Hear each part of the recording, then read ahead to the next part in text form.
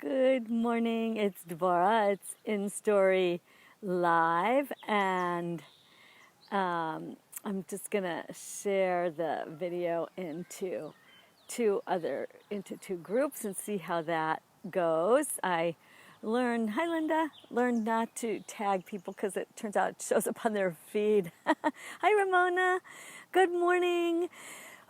So I was thinking about what do I want to talk about this morning, and why do I even do my morning videos? And I thought, it's not something I plan out. It's allowing myself to get in the moment and bring something forward that is inspiring that kind of come to me, so they come through to you and inspire you to find those inspirational moments and to trust them.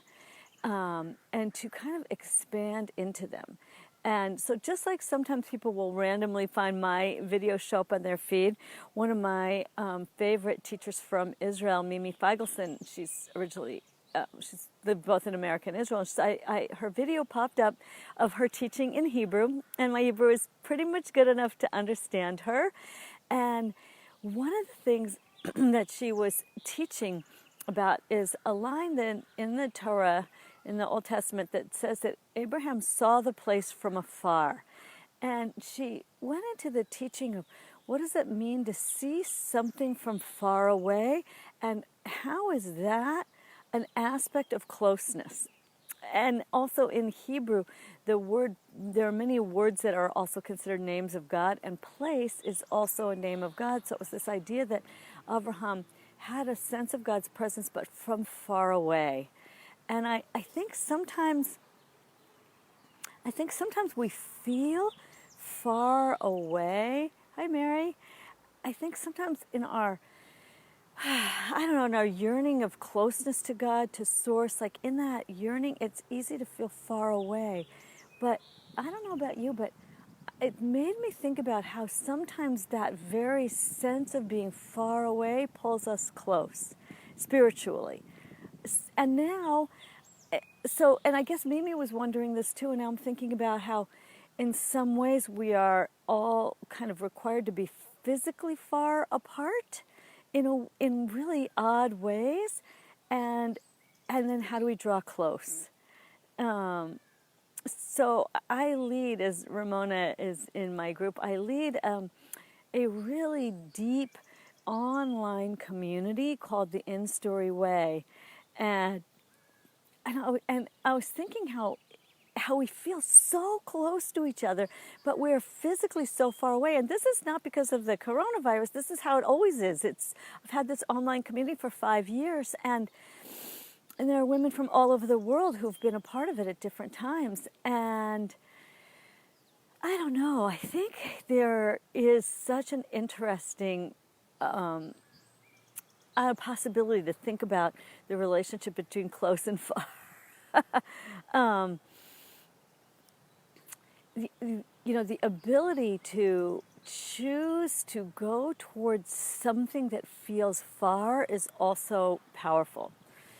For example, what I'm thinking about is that feeling, like a lot of women, when they come into InStory, there is this feeling of a calling, like a soul calling, that you're meant for something more, something bigger, something that feels in some ways so close to you and so far away at the same time. I'll be super interested to hear what you guys think about this, because like I said, my morning videos are always about something that, not always, sometimes they're my regular soapbox, but sometimes there's something new, and this, or a new way of thinking about things. So this close and far.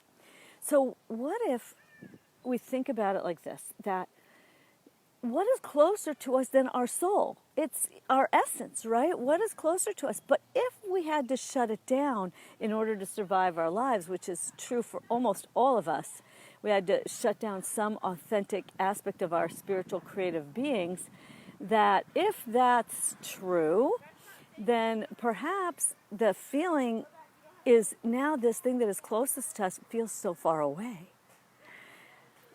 But if we do the work to access that part of ourselves, to be in a safe place with positive feedback, I think we can regain the closeness. Hi, Anna. I think we can regain that closeness. So, and the same with our relationship with God. Like, ultimately, what's farther away? I mean, the infinite, you can't get farther away than that. And at the same time, there's nothing closer than God, because that God is in everything, right? Like, that spirit is in everything. And then I'm reading a book now about a woman who grew up always seeing and talking to angels, like physically seeing things. Like, I never do. That never happens to me. And I realize that that's part of why I teach the way I teach, with how to access spiritual imagination and close your eyes and tune in that way. Because so many of us, with our eyes open, we don't see that stuff with our eyes open, but with your eyes closed, wow. It's the possibilities that become infinite.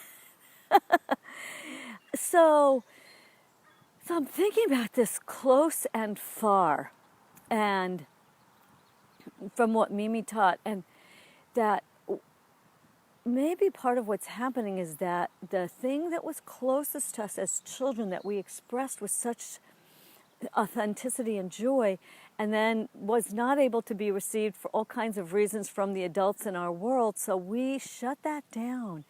And then that became a thing that was far away. And what if now what's happening is that becomes, again, close? And, I talk about how the InStory process I created, it gives you access to this other realm. I think what it does is it allows us to, again, get that natural closeness to be able to talk to your soul, to hear your soul calling, to feel trusting of this deep, close, intimate knowing, and then to be able to bring that. And then here's the thing.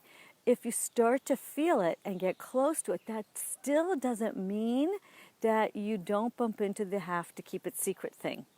And this is a big story for a lot of us, is that need to keep this sort of spiritual, mystical, psychic, otherworldly, deep and a little wacky as our tribe is. That part, most of us had to keep it secret. So I believe that if you land in my world, it's because you don't have to keep it secret anymore. And if you come and you bravely, commit yourself to something visionary and you join the InStory way, it's a whole year of visionary work, that you will find that you can bring that soul calling out into the world again. You just have to watch my InStory show. If you haven't ever seen it, you can reach out to me. But the women who come into InStory who have kept this part of themselves secret all their lives gain that clarity and confidence, and then I interview them on my international interview series. So what was far becomes close. Like almost everyone, when they come into the InStory Way year group, and I say I'm gonna interview you on my international interview series, they're like, no, Devorah, we're not doing that. But you become ready. You become ready through deep work and deep support. You become ready. Hi, Jenna. Seriously, what was far becomes close. So I started off this discussion this morning telling you that in the mornings I like to share what's coming through me and give it over to you. So I listened to a teacher of mine, Mimi Feigelson, teaching in Hebrew, which was very cool, and she was teaching about the concept of when you see something from afar, there is a closeness in that. And it just started me on a whole thinking about that if you missed the beginning, you can go back. But I think there's something very profound about this idea of close and far, and how we can I think we have the possibility to take what seemed so far and make it close. Right? So I also talked about how during the coronavirus, it's making us be far from each other, and yet in my InStory group, we have always used this online domain to make ourselves feel very close when we're far apart all over the world. And so I want you to feel, have you made an essence of yourself far from you? And are you feeling a sense of becoming able to become close to your soul again? It's something to think about. There are a lot of ways in our thinking, and so I want to open you up to this possibility that what is closest to you might have seemed far, and you can get back that closeness. So I would love to hear your thoughts, your experiences. I would love to connect with you. Reach out to me, put a comment in the, leave a comment in the feed here and tell me your thoughts. Do you feel a sense of becoming more, like becoming closer to your essence, to your soul calling, to your soul's purpose, and being able to know it and express it? Or does that still feel far? Are you on a journey? I would love to hear more about how you're doing. I think we're in extraordinary times that are asking of us to serve in a higher way, to get closer to this essence and bring it forward. Love to hear what you have to say. And as always, what I say in parting is remember to go out in the world, share your story, live your purpose, and be a blessing. Bye, folks.